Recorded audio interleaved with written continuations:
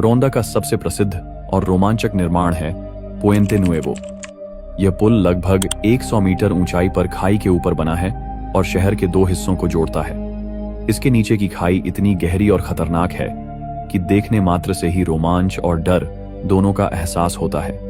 इस शहर में कई पुराने और रहस्यमयी निर्माण हैं, जैसे चर्च ऑफ सेंटा मरिया ला मयोर, पुराने महल और हवेलियां जो सदियों पुराने हैं। नंबर 4, मन्नारोला, किने टेरे, इटली।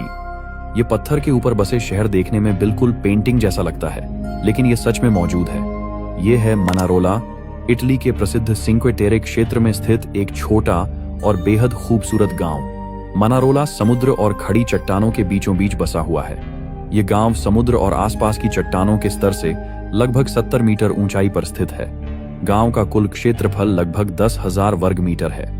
गांव में लगभग 300 घर हैं और यहाँ स्थायी रूप से लगभग 350 लोग रहते हैं। गांव के घर मुख्य रूप से रंग बिरंगे और छोटे आकार के हैं, पीले, गुलाबी, नीले और लाल रंग के, जो सूर्य की रोशनी में और भी चमकते हैं। घरों के बीच संकरी गलियां, छोटे छोटे सीढ़ीदार रास्ते और बालकनी गांव को एक जादुई और चित्रपट जैसा दृश्य देती हैं। इतिहासकार बताते हैं कि मनारोला लगभग 700 वर्ष पुराना है। यहाँ इंसान पहले मछुआरों और उनके परिवारों के लिए सुरक्षित स्थान के रूप में आया था। धीरे धीरे यहाँ घर और गलियां बनती गईं और गांव विकसित हुआ। मनारोला की सबसे आकर्षक बात यह है कि यह गांव सीधे खड़ी चट्टानों पर बसा है। समुद्र की लहरें और तेज हवा यहाँ के दृश्य को और भी अद्भुत बनाती हैं। यहाँ के कुछ घर बड़े और वास्तुकला में देखने लायक हैं, लेकिन अधिकांश छोटे और रंगीन हैं। Number 5, Bonifacio, France. एक ऐसी जगह जहाँ कुदरत की अद्भुत रचना और इंसान का हुनर मिलकर ऐसा नजारा बनाते हैं कि देखने वाला दंग रह जाए। यह है बोनिफेशियो, फ्रांस। बोनिफेशियो फ्रांस के कॉर्सिका द्वीप के सबसे दक्षिणी किनारे पर बसा हुआ एक ऐतिहासिक शहर है। यह सीधा सफेद चूना पत्थर की खड़ी चट्टानों पर टिका हुआ है। समुद्र की लहरें इन चट्टानों से टकराती हैं और ऊपर बसा हुआ यह शहर मानो हवा में तैरता हुआ दिखाई देता है। यहाँ की चट्टानें समुद्र से लगभग 70 मीटर ऊंची हैं और बोनिफासियो का पुराना इलाका इन्हीं चट्टानों के ऊपर फैला हुआ है। शहर का कुल क्षेत्र लगभग 15 वर्ग किलोमीटर है।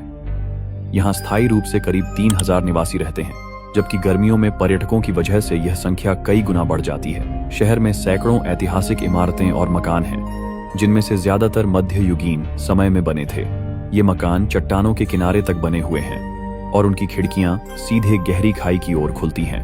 बोनिफेसियो की स्थापना 828 ईस्वी में हुई थी, जब टस्कनी, इटली के शासक बोनिफेस डू ने यहाँ एक किले का निर्माण कराया। उसी शासक के नाम पर इस शहर का नाम बोनिफासियो पड़ा। धीरे धीरे यह जगह सामरिक और समुद्री व्यापार का बड़ा केंद्र बन गई। यहाँ का किला और दीवारें अब भी इस लंबे इतिहास की गवाही देती हैं। आज बोनिफासियो में संकरी गलियां, पुरानी पत्थर की सीढ़ियां, चर्च, पुराने किले और समुद्र